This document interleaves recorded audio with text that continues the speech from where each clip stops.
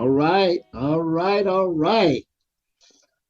Hey, what's up, y'all? Welcome. Happy Monday. It is Monday Motivation, ready to go. My name is Chukundi Salisbury, and I am filling in on the last Monday of the month here for Reverend Walden here on the Mother's Justice Show Hour. Um, Super excited. And I just want to thank her for that opportunity. She's going to be coming on and joining us in just a moment. But we're just glad to be able to be on here on the station here and really talk about some of the great work that Services of Lifestyle is doing through our variety of programs here in the community. And again, grateful that Reverend Walden and the Mother's Justice Show um, have provided this space and platform for us to report out to the community on just all the great stuff that we're doing. And so to that end, and then I guess for full transparency, just for folks that maybe just are chiming in for the first time and listening, uh, Reverend Walden is my mother, and I am one of her four sons, the second oldest, and she has two other sons that are still here with us in the body, if you will. My brother Omari Salisbury and my brother Tundi Salisbury, and of course, resting in heaven is my brother Hiram Salisbury, who is always with us. So, that being said, today we're going to talk to a few people, a couple of people. Reverend Walden is going to come on in just a moment. And I've also got an exciting guest that is close to what's happening around, housing and some of the policies that affect us as Black homeowners here in the city of Seattle and beyond. So, yeah, that's what we're doing today. We're going to talk about some of the programs. So, but while we're waiting for Reverend Watt, I just want to tell you a little bit about Services of Lifestyle.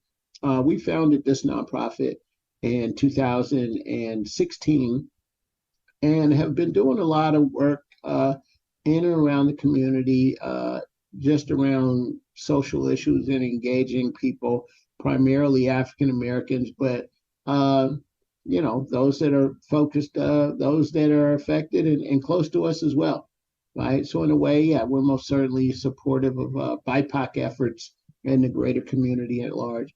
Some of our programs include the Urban Vote Project, which is UrbVote, URBVOTE. And in the past, we've been funded by King County Elections, along with the Seattle Foundation, to do work as in engagement, civic engagement, to increase not only voter registration, but voter engagement. And so that work is ongoing. However, we're not funded this year, but as Reverend Walden would say, democracy is a full participation sport, and we need everybody to participate all the time, ever vigilant. The battle will never be won because we need to constantly be engaged. You can't check out. So that's what Herb Vote's about. The other program or initiative of Services of Lifestyle is our 100 Black Parents. And so 100 Black Parents is an effort, as the name suggests, to engage and empower Black parents or parents of students who identify as Black or African American in Seattle and beyond. And so to that end, we help organize volunteers at different schools. We do a lot of work at Garfield High School, starting to do a lot of work at Franklin High School, and we're doing scholarships and the like. We also produce several family-friendly events, such as the perennial favorite Bubbling Brown Sugar every year that happens at Garfield High School, as well as the African American Males Weekend and African American Females Weekend that we do in partnership with the YMCA of Greater Seattle. So yeah, that's 100 Black parents. And then our another initiative that I know I'd like to talk a little bit about it here today with our guests, is um, the initiative around the Black Legacy Homeowners. You can learn more about that at blacklegacyhomeowners.org. And in that work, we're funded by the City of Seattle Office of Housing.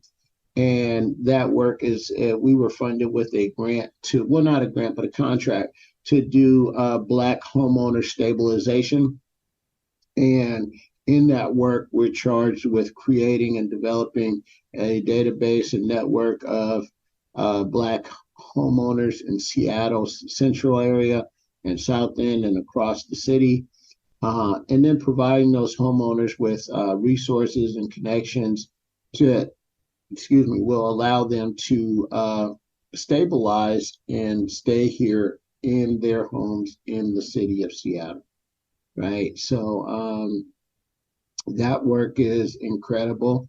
And in that work, what we're doing is we just had a meeting yesterday, and I'm going to give you a recap as soon as Rev Walden logs on, and we'll talk a little bit about that.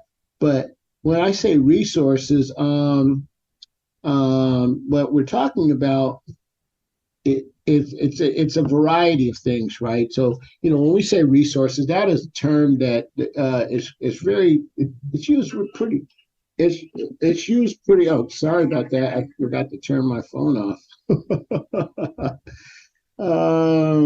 Let's see here. Yeah, when we say resources, what does that mean? A lot of people say, well, Chukundi, what kind of resources? What kind of resources are you connecting these Black homeowners with, and what does that mean? And the way that I look at it, and then I try to explain it to folks, is that we have a full spectrum, right? Black homeowners are not a monolith, right? Just like with everything else around Black people, we're most certainly not a monolith. And to that end, it just depends on where you're at on the spectrum, if you will, to what type of resources you may need. So at one end of the spectrum, we have many homeowners with inflation, the economy, and everything else going on. They may need immediate assistance, right? And when we say immediate assistance, what does that mean? Those are things like utility discount programs, home repair programs, most certainly the senior tax exemption, right? Because that's going to reduce the overall tax burden of our seniors, right? You have some people that are behind on their mortgage, behind on their taxes, and we have there's a plethora, which is a great word, a plethora of programs across the city, including the great programs over at the Urban League with Miss Linda Taylor, who was our guest last time on this show, where we can engage and help people save their homes through many programs like the HALF program, which gives homeowners and landlords the ability to acquire funds to pay back their mortgage. So if they're behind on their mortgage, they're facing foreclosure, or facing foreclosure from a judicial judgment where, that's where, you haven't paid the property taxes. So there's resources to keep those people in their homes, right? And that's one edge of the spectrum, if you will, right? And I would say at the far end of the spectrum, the other end, you have many people that are quite comfortable, right? Their mortgage is paid. They, they're not really behind on any bills or don't qualify for any particular assistance.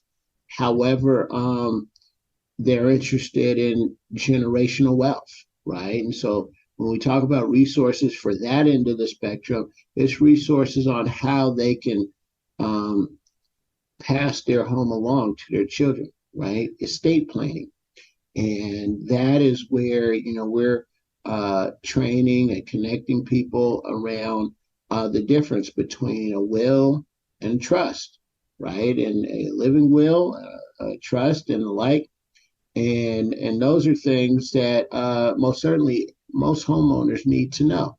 Oftentimes we have folks that may have left the house to their children. However, their children end up having to pay tax on that, and with the substantial increase in the value of homes, it's important to look at a trust to see how your tax options. So those are some of the information that we're passing along and connecting folks with those types of resources for our for folks maybe on that end of the spectrum. And in the middle of the spectrum, I would say there's other people along the way that perhaps may need assistance. Maybe they want to do improvements to their property. So we have a lot of people, maybe they have a large lot and they want to, put a detached, maybe an ADU in the back. That's an additional dwelling unit, right? Or perhaps they want to subdivide their property completely and build a whole new house, right? Maybe your lot is that big, or maybe you're just doing an addition. How do we connect people with the resources to be able to do that work? Because oftentimes folks have the money or they have the desire, but we don't have a lot of people in our community that are making that connection. So that's what the work of the Black Legacy Homeowners is doing here across Seattle right now. Our work is funded for Seattle proper. However, we're providing these resources to Black homeowners wherever they may be.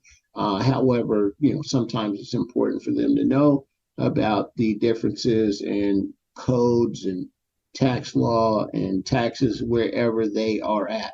But I would just say that a base interest is important, and we most certainly are providing that and helping to build a community. So, so we're going to take a short break. It's about 2:15 right now, and I've heard that my amazing guest, the founder, if you will, of this show, and Reverend Walden, is going to be joining us right after the break. And so we'll be right back. Thanks. Market Street Shoes is happy to sponsor the Mother's Justice Show in honor of our mother, Jackie Higgins Rosebrook, who spent her life fighting for social justice, and also in honor of all mothers who fight for social justice. Market Street Shoes, fashionable footwear and apparel for life's everyday adventures, in the heart of Ballard since 2006. Visit marketstreetshoes.com. The Mother's Justice Show is brought to you by H.G. Walden and the Virtues Healing Circles. Join us for Wisdom and Wellness with Reverend Walden, a monthly virtual and in-person healing circle that focuses on community healing and growth. Learn more at virtueshealing.com. That's virtueshealing.com. Also, be sure to join our healing group on Facebook. Again, visit us at virtueshealing.com today. Alternative Talk 1150. Talk radio for the body, mind, and soul. Okay. Hey, welcome back to the Mother's Justice Show. Another amazing Monday. We have another opportunity to be great for another week, right? And so I'm super excited to be joined here by the Reverend Walden, whose show this is, and she's been gracious enough to allow us at Services Lifestyle to report out on our work in the community on the last Monday of the month here. And again, for full transparency's sake, I am Reverend Walden's second son, and out of four, and it's a blessing to be here. So, hey, Mama, welcome back to your show. How you doing today? I'm good today. I'm good. I like fall. I like the rain. So, I do. It's not cold yet, but it's chilly. My favorite time of year, and the leaves are beginning to change. So I'm good today. Good. That's great. I wanted to, because I know how excited you are about the work that we're doing with the Black Oh yeah. Legacy Oh yeah. Homeowners, and I know that you have so many contacts and friends and folks that you've been sending out to our events. And so I just wanted to bring you on and kind of give you an update of how our meeting went yesterday. Oh good. Yeah, we had an amazing meeting. We had over 50 people there. 50. Yeah, we had over 50 people there on a Sunday with the rain, with the Seahawks playing, and they came out to learn and network and fellowship with other Black homeowners. And it was just an amazing time. And of course, many people in the room. How's your mama? Right. So you know how that goes. But I just thought that was really cool. One of your people, of course, Victoria Beach was there, and she was excited to talk about, the fact that she has her grandkids now, and I guess 5 generations of Black home ownership here in Seattle. So I just wanted to give you some of that energy because I know that if you would have been there, that you would have felt that energy. And I wanted to thank you for being able to send people to our, network. And I just wanted to, I know that you had heard our new theme song. And so folks that don't know, real briefly, we'll talk a little bit about that, but and how we got to this. But Josephine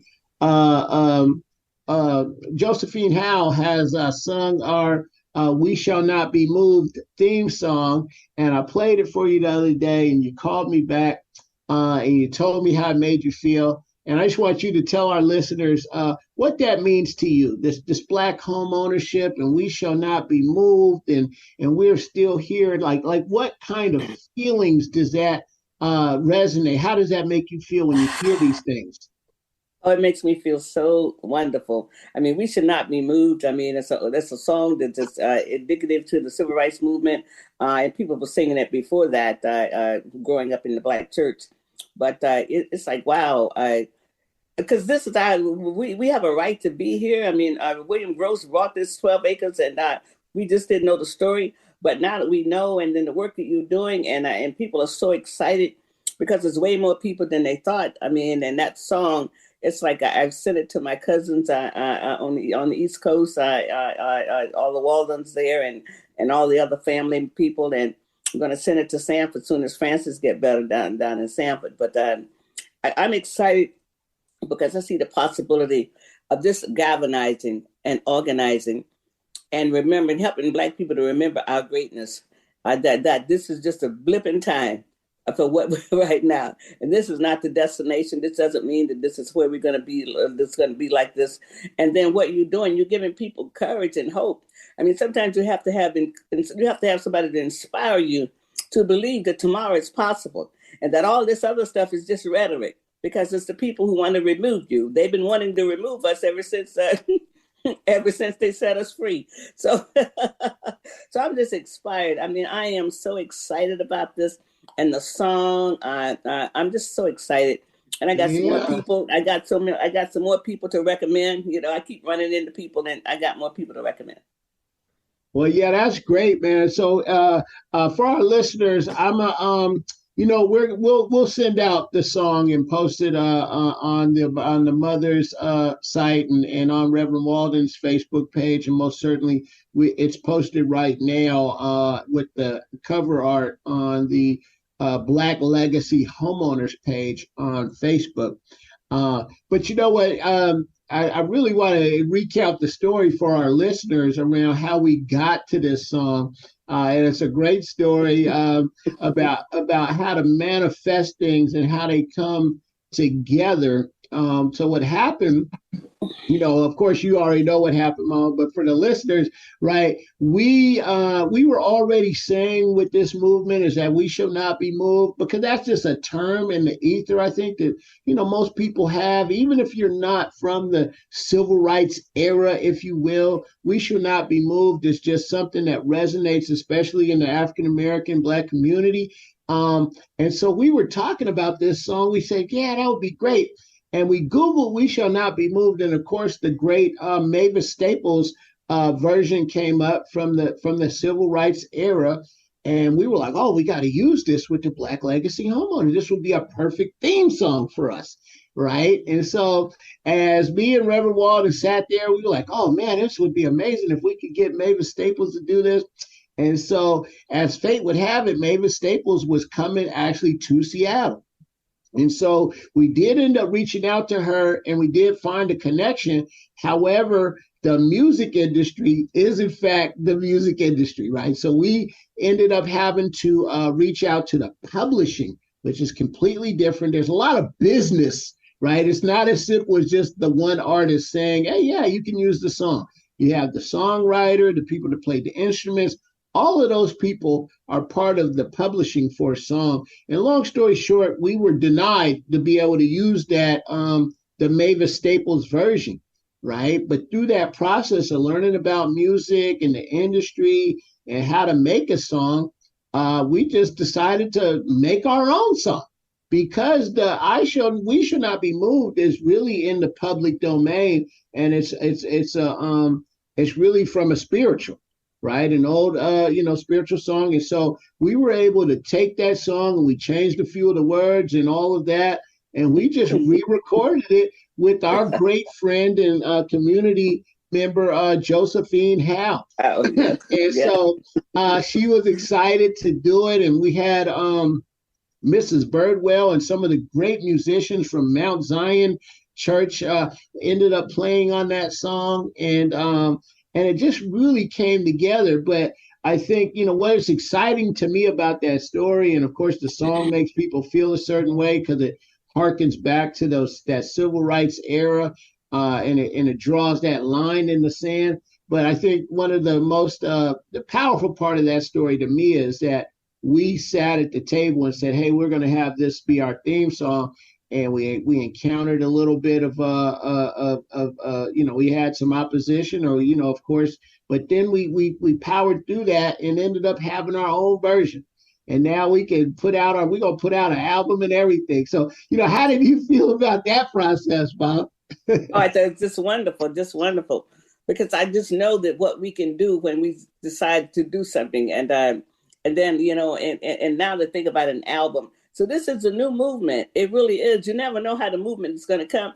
And every time I'm talking to my people in Florida, I said, Lord, send a revival. So, so you never know how the revival is going to come, because our people need to be restored. They need it. And this is just a restoration song and a program that people know, but they're not out, no more. They're not, although they might have been on the rope-a-dope a little bit, like Muhammad Ali resting up, but they were just resting, they were on the rope, waiting on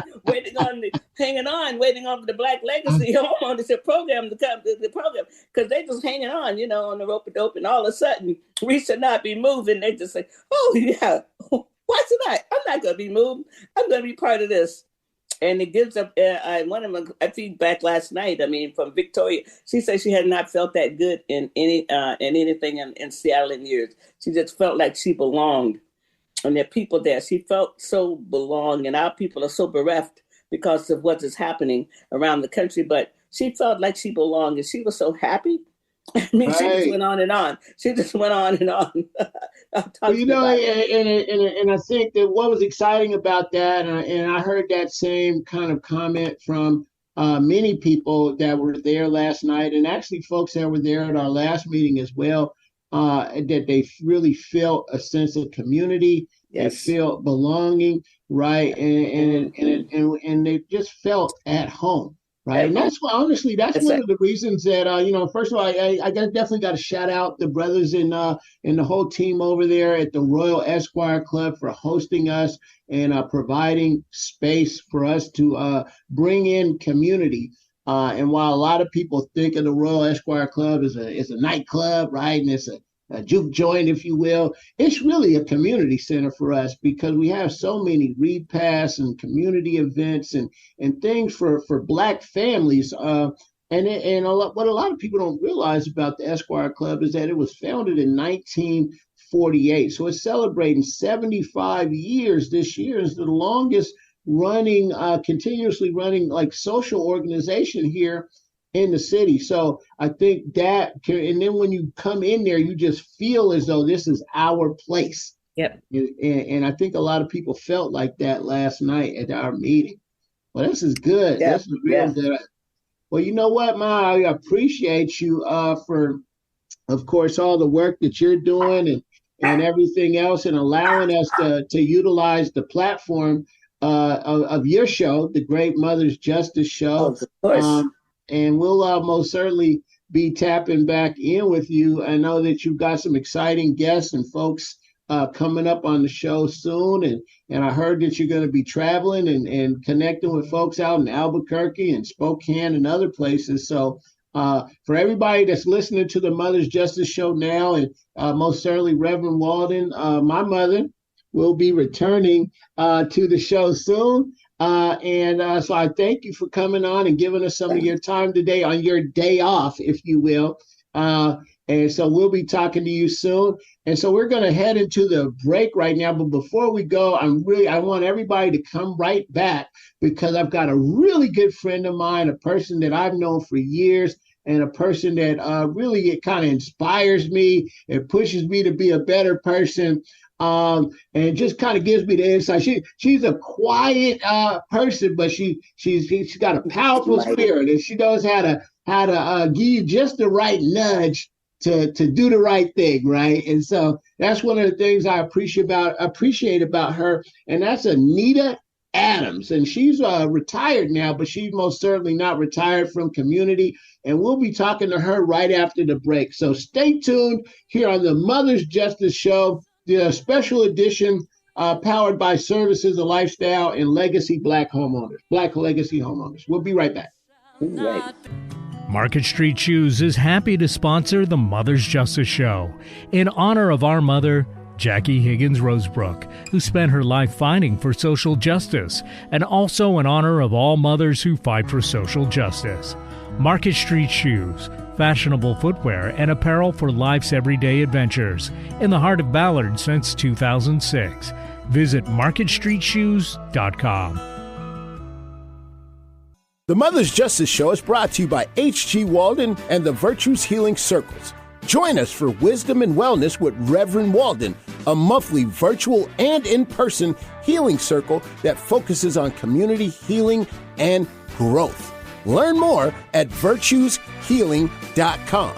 That's virtueshealing.com. Also, be sure to join our healing group on Facebook. Again, visit us at virtueshealing.com today. Be sure to support the sponsors of your favorite shows on Alternative Talk 1150. All right. Welcome back to the bottom of the hour here on the Mother's Justice Show. And, my name is Chukundi Salisbury. And this week we're filling in the Mother's Justice Show, and Reverend Harriet Walden have been gracious enough to lend us this platform on the last Monday of the month. And it's a platform where we can come and talk a little bit about what Services of Lifestyle is doing, our nonprofit that works closely with Reverend Walden. And then, of course, for full transparency, I am one of her four sons. My name is Chukundi Salisbury. And so, the work that we do at Services of Lifestyle, we've got three major programs. We've got the Herb Vote, which is the Urban Vote Project that is seeking to engage and empower around civic engagement, especially in the Black community. We've got 100 Black Parents, which is leading volunteer efforts and community events at Garfield High School, Franklin High School, and beyond. We do things like the Bubbling Brown Sugar event at Garfield every year, the African American Males Weekend, African American Females Weekend, the Tyrone Love Scholarship. So lots going on with with 100 Black Parents. And then, of course, what we're here to talk about today, which is the Black Legacy Homeowners Network, which is a program that we have started a few years ago and is going full force right now, where we're seeking to organize and empower and engage Black homeowners, and especially legacy Black homeowners in Seattle and beyond. And so, yeah, that's what we're doing, and happy to be on the platform. And today, right here in this next segment, I've got a good friend of mine and a person who I've known a long time, and I go all the way back to high school and everything else. But I most certainly DJ'd her wedding, right? 27 years ago. Yeah, 27 years ago. So I want to welcome my friend Anita Adams to the show. Hey, Anita. How are you doing? Great afternoon. It's been a great afternoon already, and I know this is going to just make it better. Oh yeah, man. I'm still juiced and hyped up from yesterday, man. I got a double dose of community, a double dose of just of love and just the feeling of being together at our meeting that we both were at yesterday of the monthly meetup of the Black Legacy Homeowners that took place at the Royal Esquire Club. Yes. Right. So yeah, man, we're coming off that meeting. As you know, well, we'll just let the listeners know for folks that are just chiming in.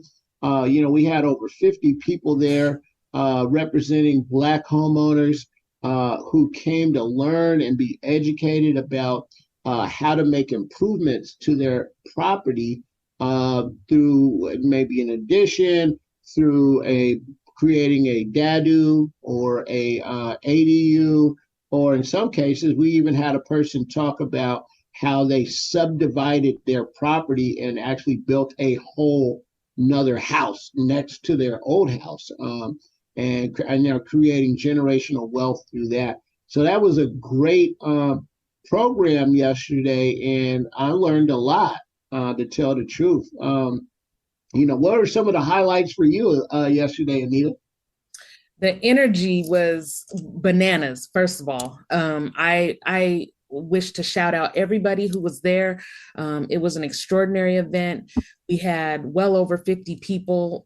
We had people coming in during the entire duration, from the beginning to the end, and even afterwards, people still trying to come find out what was going on and be a part of it. It was just amazing energy.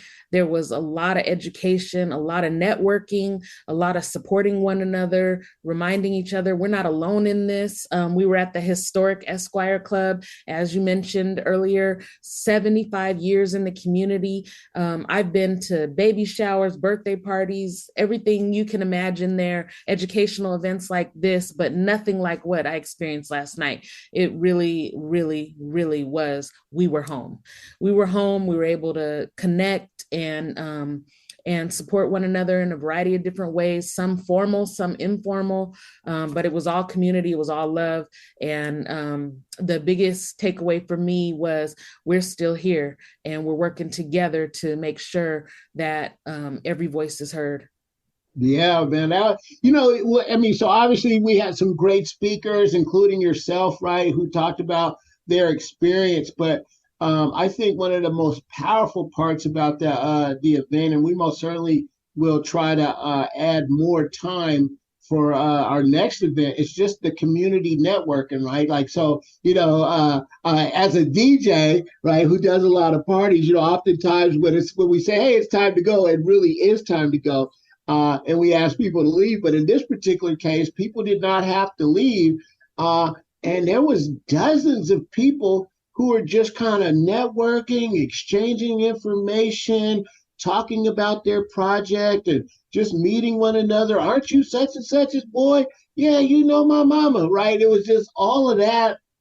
I saw people with their individual companies. I saw, where they're, this guy has a truck company and they're doing this, and just really just that community networking in a safe space to where we can exchange information. And people were coming from the heart, right? Like, oh, wow, this is just really good to meet you. And even as the event was completed, I came outside to take the sign down, and I'm seeing groups of people all along Rainier still talking, right? And that to me is the epitome of a powerful community event, right? Where you have people, and just to be clear, right? Because I know some people, they've heard of the Esquire. We weren't serving no drinks. Like, this is people trying to talk to one another about their business and networking in their homes and their families, and the fact that they were able to kind of spill out onto the street and keep those conversations going, I know for a fact that the work we're doing is having an amazing impact. Yep. Yep. Yeah, man. And what I also appreciated is the buildup from the last event, because this event was much more educational. The last event was all about community building and organizing in a way that helps people get to know who they are and identify themselves as a Black legacy homeowner, and learn a little bit more about what that actually is and what it means to be a part of an organization that is forward looking like this, and supportive of those homeowners that have been in their property for a while, that legacy piece, and really understanding what that means. And so this event was focused on educational items, but there have been previous events that have done other things, and I'm sure you'll talk a little bit about that. Yeah. So just we can talk about it right now. So the Black Legacy Homeowners, what we're committed to is not only providing resources online and going to people's house and dropping those off. We have these two signature events a month. And one of them is a so-called educational event, if you will, where we have a guest speaker or speakers like we did yesterday, and they come out and give information and engagement around that. And then the other one is our Black Homeowner Happy Hour. And so we do the Black Homeowner Happy Hour, and there's no particular agenda for that. It's just a space to come in and network. We have some food and we have some music going, and people just come in and they really network with each other. And so what you're talking about is, so that's what you're referring to as our last happy hour, where it was just pure and just fun and just talking with one and getting to know, shake a hand, meet a friend, and with no particular agenda. What I like about that is that we're really speaking life into some of our homeowners, right? Because, again, as you mentioned, and as our theme song mentions, we're still here and we shall not be moved. And while this is kind of like a both and, right? We most certainly want to talk about the, homelessness and density and getting more people into housing through, low income housing and more apartments and units, and most certainly some of the right to return, which is an amazing policy where some of our people who have been displaced and financially are not able to necessarily come back into our inflated, some of these home prices, and they're able to come back through one of the great offerings like the African Town Plaza, which is getting ready to take some applications. And so there's a lot of buildings going up where there's apartments that will allow Black families to come back to Seattle, and we applaud that.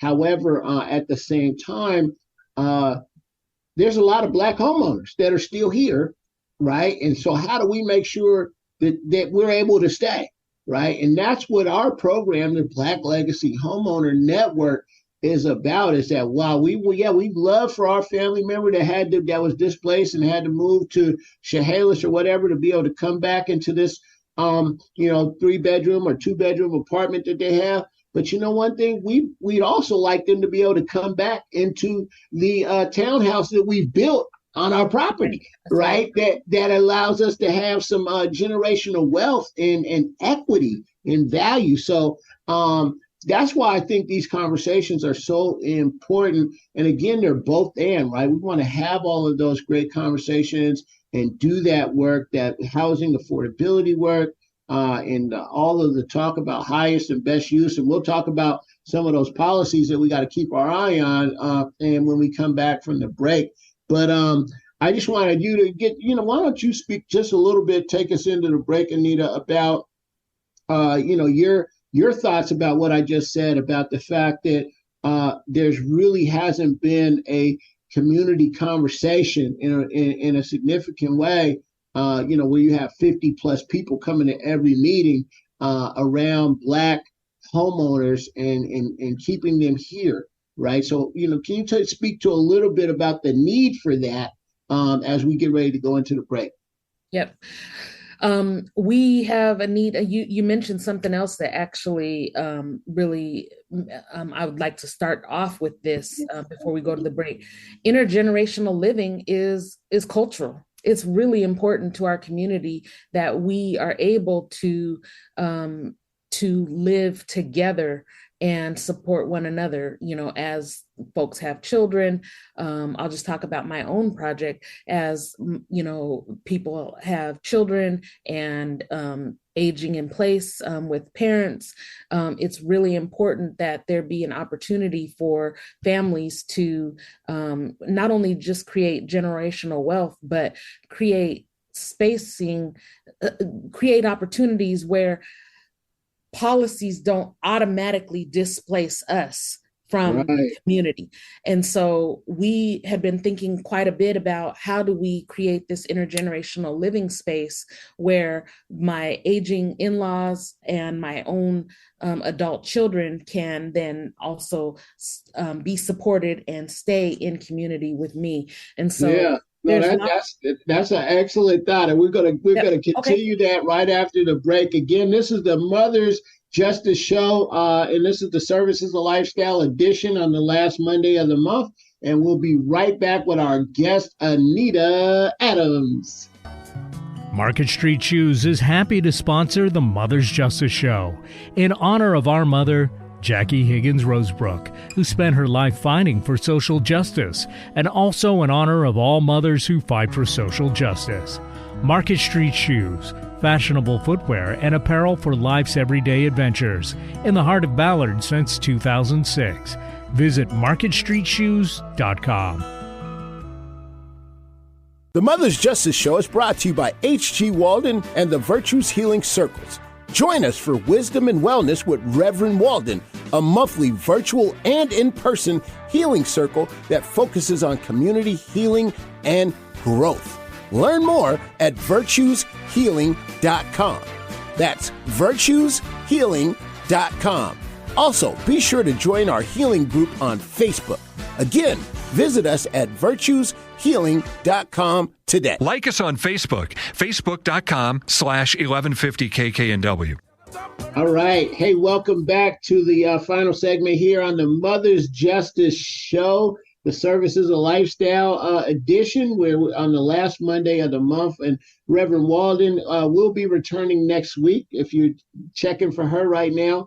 My name is Chukundi Salisbury, and I'm here with our amazing guest, Anita Adams. And what we're talking about today is one of the programs of Services of Lifestyle, the Black Legacy Homeowner Network, and all the great work that's happening right now in community. And so, in continuation from the conversation in the last segment, Anita, you talked a little bit about how intergenerational living is really one of the keys to securing generational wealth and allowing us to be able to create space, right? And if that means, making an addition, remodel, putting a dadu, or even building another complete home on our property, us being able to, one, know that we can do that, and two, having the resources and folks in our circle to be able to guide us through that process, because we know that it's a real minefield with all types of policies, fees, and not to even get into some of the things that can happen with contractors from hell and everything else, right? So I know that you are a self-described policy wonk, right? And you most certainly are. You describe me as that. Well, okay, I describe you as that because you know what? Whenever I need to know something that's going on and what's the real deal and what did the paper say, right? Anita is the type of person that can say, well, you know what? That's not necessarily true. On page 7, section 8, they describe, such and such. And I'd be like, right on, Anita, right? So that being said, I know that you keep your ear to the ground, to the street, and not just the street, but Olympia as well as City Hall. Why don't you just kind of give us just some of the things you're hearing right now around MHA, around and other policies, and and actions that will affect Black legacy homeowners and our real estate here in Seattle and beyond? Well, as you know, I was interested in developing because of the need for intergenerational housing to house multiple people within my own family. We were looking into developing our property, our existing property. When I learned a little bit more about the mandatory housing affordability plan. And they've been working on this plan since 2014. It morphed from HALA to mandatory housing affordability. And this plan has had some significant concerns for my family and families like mine, and many of the Black legacy homeowners, in that certain neighborhoods were upzoned. As part of that upzoning, there were new policies put in place in terms of the floor area, how much you can build, how high you can go. And these policies have inadvertently, in my opinion, impacted our community disproportionately. And so, for example, I have said in the past that one of the areas that has an exorbitant fee, if you were to build on your property or enhance floor area in any way, you would be subject to a certain amount of fees. And in my case, with my project, it was almost $100,000 in additional fees just because of where I lived. So policies like this have also created an environment where additional displacement is occurring. And how it's occurring is there's this predatory home buying process that's happening where developers are excited about the new possibilities for building and density, but they're looking at ways in which to make the maximum amount of money. And so this policy has created an environment where highest and best use is now being included in the negotiations of selling a property. So for example, say you're an elderly person, you're not really aware of the true value of your home. You also are not aware that this policy that they'll probably likely quote to you is creating an environment where you're no longer using that property for its highest and best use. Therefore, they can offer you a lower rate, and they're calling it the teardown rate. So your rate, you're probably sitting on $1 million. If you're anywhere in the central area, you're sitting on $1 million or more in property value, most likely in the previously single family zoned area. Now, with the upzoning, you could possibly get 4 to 6 to 9 units on your existing lot, depending on how it's designed and how it may be subdivided. But the builder is going to take that into consideration, that they would have to pay X number of dollars per square foot. And so they're only going to offer you the rate for your property, not for it to be lived in by another family, but for your property to be torn down and developed. And so many of our community members have been falling victim to this. There are also developers that may offer you, a tenth of the value of the property by allowing you to have a lease arrangement. That there's some new policies coming out around that with the city of Seattle.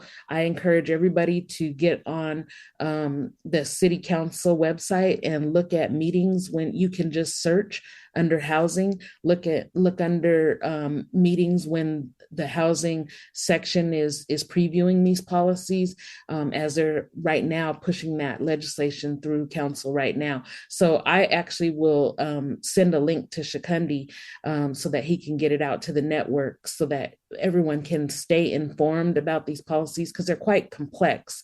And also that's another way that it's really impacting our community. You know what, Anita, we're gonna need you to not only to send the link, but you got to give us the Cliff Notes. We need the Okay. Cliff Notes. I will do that. I will do that. I'm gonna keep it real. We did, because I know it's probably a lot, but if you could just give us the link, but then also say, hey, this is the key takeaways from Right. this, that would be great for me to be able to share that out to our folks. I will do that. Because even for someone who's been researching this for the last 3 to 5 years, even for some, I'm sorry, even for someone who's been researching for the last 3 to 5 years, it's very complex for me to even understand, because the policy continues to change. There's a lot of adaptations that are happening. But I would like to caution folks, if you are approached by predatory home buying, because we've all heard of predatory lending, and we know what happened in the Great Recession and how many of us lost our single most important asset. But there's this very real phenomenon, and you started it actually, Chukundi, with the campaign, "This House is Not for Sale," helping people understand that predatory home buying is a real thing. And so if you believe that you are in an MHA zone and you are also getting these predatory home buying letters, I encourage you to attend these Black Legacy Homeowner events so that you can network with folks that know a little bit more about these topics and can support you with some additional materials and resources. Next meeting, Chukundi, I'm sure you're going to be talking about this, but the next meeting we will have folks there that are dealing with wills and trusts to make sure that the properties are protected and that these assets are protected. But before we even get to that point, we need to make sure that you're not duped into a deal that's unrealistic and really unethical for your important assets.